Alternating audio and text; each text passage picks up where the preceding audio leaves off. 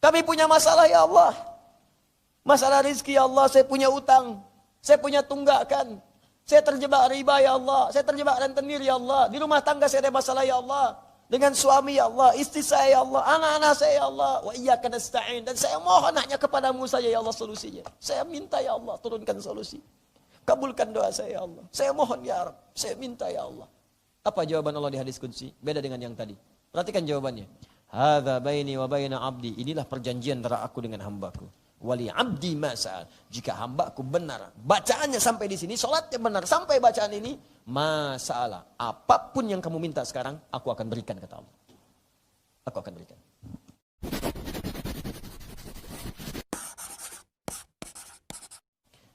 Kemudian wa yuqalu laha aidan ummul kitab 'inda al-jumhur. Ya wa dzakarahu Anas, dan disebut juga ummul kitab. Jadi namanya banyak nih, ada Ummul Kitab. Ummul Kitab ini diantaranya tersebut juga di hadis Al-Bukhari, nomor hadis 4474. 4474. Sini langsung disebutkan di tahqiq di fonatnya. Jadi Al-Bukhari nomor hadis 4474. Nabi menyampaikan, kita bacakan hadisnya. An Abi Hurairah radhiyallahu taala anhu. Hadis riwayat sahabat Abu Hurairah, semoga Allah meridai kepada beliau. Ini yang saya senang dari tafsir Ibnu Katsir. Di ayat dengan ayat lagi dengan hadis dan seterusnya. Ya. Qala menyampaikan kalau Rasulullah SAW, ada Rasulullah SAW pernah bersabda, Alhamdulillahi Rabbil Alamin, Ummul Quran, wa Ummul Kitab, wa Sab'ul Mathani, wal Quranul Azim. Ya, Nabi SAW menyampaikan, Alhamdulillahi Rabbil Alamin, maksudnya Al-Fatihah. Dikenal juga dengan surah Alhamdu. Ya, Alhamdulillahi Rabbil Alamin, itu Ummul Quran. Pembuka Al-Quran, wa Ummul Kitab, Ummul Kitab. Kemudian Sab'ul Mathani, 7 ayat yang diulang-ulang. Wal Quranul Azim, dan intisari dari Al-Quran. Di intisari Al-Quran, intinya ada di Al-Fatihah. Ya, secara singkat teman-teman sekalian, Al-Fatihah memiliki banyak nama. Ya, saya sebutkan di antaranya, di sini ada Ummul Quran. Wa yuqalu laha Alhamdu. Disebut juga surah Alhamdu. Alhamdu, karena di dalamnya ada kalimat Alhamdulillahi Rabbil Alamin. Wa yuqalu laha as-salah. Disebut juga dengan surah as-salah. Masya Allah, saking pentingnya Al-Fatihah disebut salat. Karena salat tanpa Al-Fatihah itu bisa batal salatnya atau tidak punya nilai. Ya. Liqaulihi sallallahu alaihi wasallam an rabbihi, berdasarkan hadis qudsi yang disampaikan Nabi sallallahu alaihi wasallam di Sahih Muslim. Maaf, di Sahih Muslim, ya, ditemukan di Muslim juga di Al-Bukhari. Ya, ditemukan di Muslim juga di Al-Bukhari, juga di hadis-hadis riwayat yang lain. Qasamtu shalah baini wa baina abdi, dari Anas bin Malik radhiyallahu taala anhu qala Rasulullah sallallahu alaihi wasallam qala Allah azza wa jalla. Apa yang Allah firmankan di hadis qudsi? Qasamtu shalah baini wa baina abdi. Awas, hati-hati, ala nisfaini wa li abdi ma sa'al. Hadisnya demikian. Saya bagi salat ke dalam 2 bagian. Ke dalam 2 bagian. Awas, dan bagiku, bagi hambaku ada hak dan kewajiban. Kalau benar hambaku menunaikan kewajibannya, maka aku akan berikan haknya. Apa itu haknya? Apapun yang dia minta pada saat itu, aku akan kabulkan. Saya berikan rahasia. Ini di antara kita saja. Ada 4 posisi dalam sholat. Yang kalau 4-4-nya ini benar ditunaikan dengan baik, seketika doa kita akan dikabulkan langsung oleh Allah. Tanpa ditunda. Jika permintaan itu memang betul kita butuhkan menurut pandangan Allah, seketika dikabulkan. Bahkan ada orang minta yang kata orang mustahil. Ini sih hal yang mustahil dan hil yang mustahil. Tidak mungkin bisa terkabul. Secara medis nggak mungkin punya keturunan. Alhamdulillah. Secara klinis nggak mungkin punya anak. Suami sudah sepuh, fisiknya letih, rambut memutih. Istrinya, maaf ibu, divonis menopause dan mandul. Klinis nggak mungkin, secara medis mustahil. Tapi dia mengerjakan sholat, minta. Ada 4 posisi. 1 berdiri, 2 rukuk, 3 sujud, 4 sesaat sebelum salam. Benar Anda melakukan ini, dapat Anda anugerah dari Allah. Nah, apa di antaranya? Hadis qudsi tadi. Allah menyampaikan di hadis qudsi, kata Nabi langsung kepada kita, ini hadis sahih. Dibagi 2 sholat itu antara aku dengan hambaku. Jika benar hambaku menunaikan kewajibannya, aku berikan haknya. Qasamtu shalah baini wa baina abdi ala nisfaini. Awas, wali abdi ma sa'ala. Dan apapun yang hambaku minta, aku akan berikan. Apa setelah itu? Bagian pertama berdiri. Idza qala al-'abdu, rahasia pertama. Satu aja saya bahas. Dalam berdiri. Idza qala al-'abdu, jika hambaku berdiri membaca Alhamdulillahi Rabbil Alamin. Dia baca alhamdulillah rabbil alamin, qala Allahu azza wa jalla, Allah langsung jawab, hamadani abdi, hambaku sedang memujiku. Wa idza qala al-'abdu ar-rahmanir rahim, jika hambaku berkata ar-rahmanir rahim, qala Allah azza wa jalla athna alayya 'abdi, maka Allah langsung menjawab hambaku sedang menyanjungku. Wa idza qala al-'abdu maliki yaumiddin, jika hambaku membaca maliki yaumiddin, qala Allah azza wa jalla majjadani 'abdi, hambaku sedang mengagungkanku. Wa idza qala al-'abdu, ini rahasianya, jika hambaku sampai kepada bacaan iyyaka na'budu wa iyyaka nasta'in, ya Allah sekarang kami ibadah, sekarang kami salat hanya kepadamu saja. Wa iyyaka nasta'in, dan sekarang ya Allah kami banyak kebutuhan. Kami punya masalah ya Allah.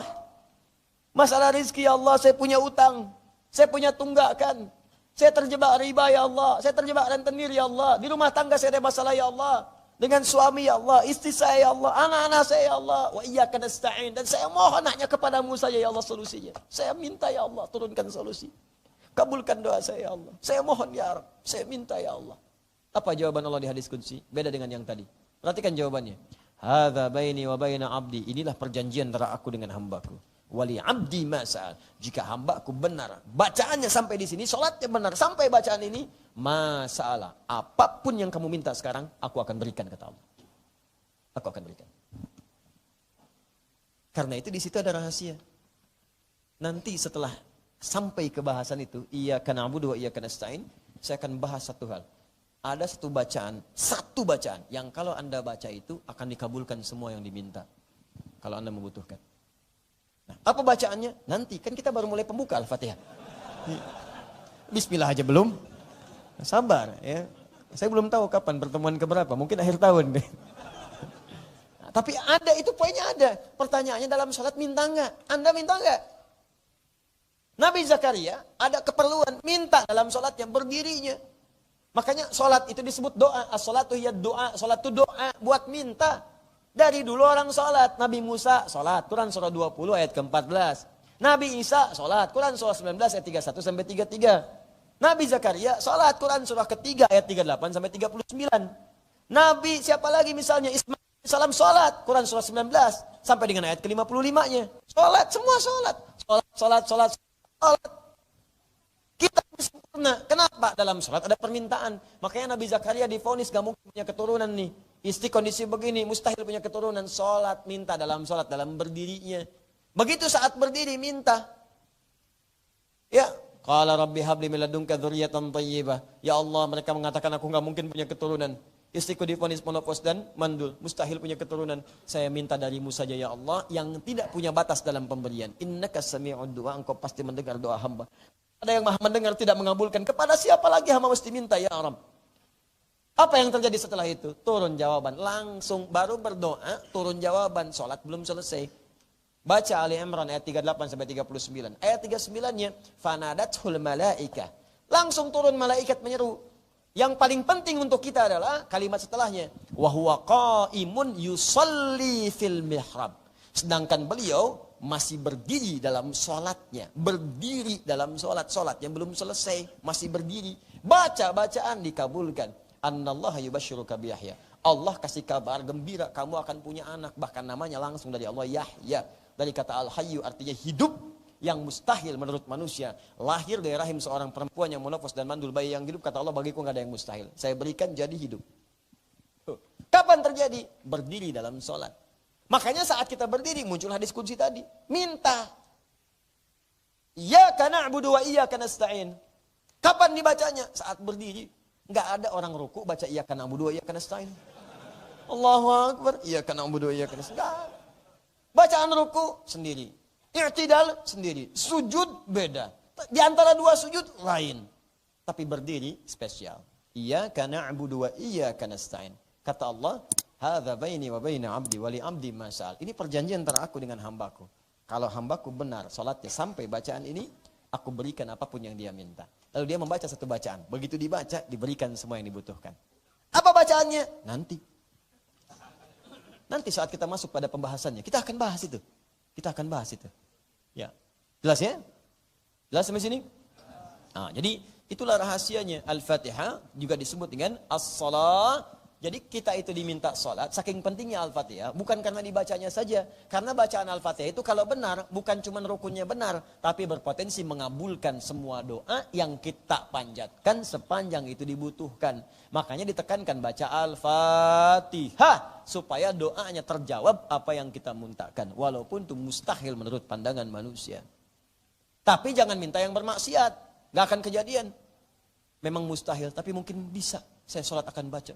Ya Allah, dia memang sudah bertunangan, janur kuning tapi belum terpasang. Kalau bisa gagalkan, ya Allah pertunangannya. Nggak bisa. Enak aja. Nggak bisa. Nggak ada yang seperti itu ya. Bahasnya, Al-Fatihah bisa mengabulkan semua doa. Mudah-mudahan proyek dia gagal besok saya sholat. Mustahil. Itu tandanya hati Anda bermasalah. Dia disebut juga kemudian dengan asy-syifa. Lima rawahu ad-Darimi an Abi Sa'id marfu'an Fatihatul Kitab syifaa'un min kulli summin. Ya, hadisnya ini maudhu sebetulnya hadisnya disebut keterangannya, tapi ada keterangan lain yang menguatkan. Asy-syifa itu penyembuh, obat dari semua jenis penyakit yang dianggap sulit. Penyakit yang sulit itu ada dua. Awas, penyakit sulit ada dua. Satu, penyakit hati, maradul qalbi. Ini susah. Menemukan obatnya sulit. Obatnya cuma satu, cuma ada di Quran. Yang lain nggak ada. Demi Allah, iri hati, dengki, dendam, nggak ada obatnya. Datang ke apotek yang paling dahsyat, Kimia Farma.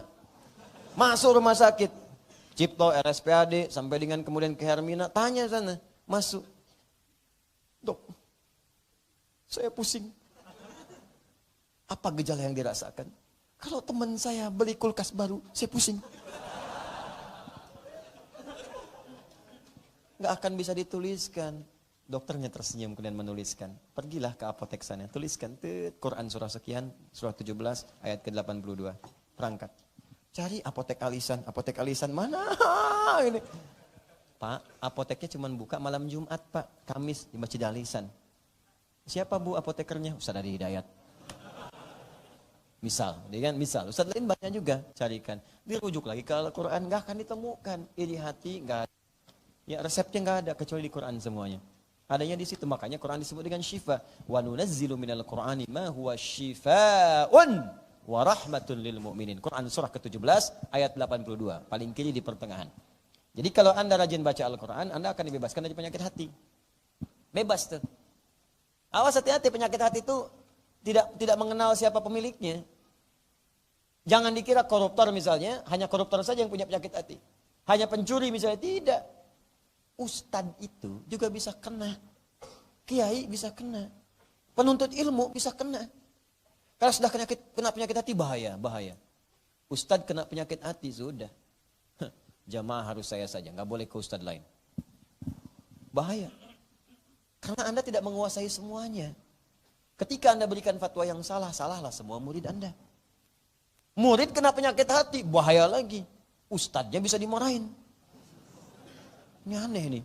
Kalau sudah murid menyoal ustadznya, sudah nggak akan pernah dapat keberkahannya. Itu yang paling bahaya. Apalagi jika kemudian menyebarkan fitnah, menyebarkan ini dan itu, wah itu yang paling dahsyat. Itu dosanya banyak. Jangan cari masalah dengan ustadz lah, keuntungan nggak ada, dosa banyak. Pencuri pun nggak mau nyuri ustadz, nggak mau. Ambil tuh sendalnya ustadz, nggak mau, dosanya gede.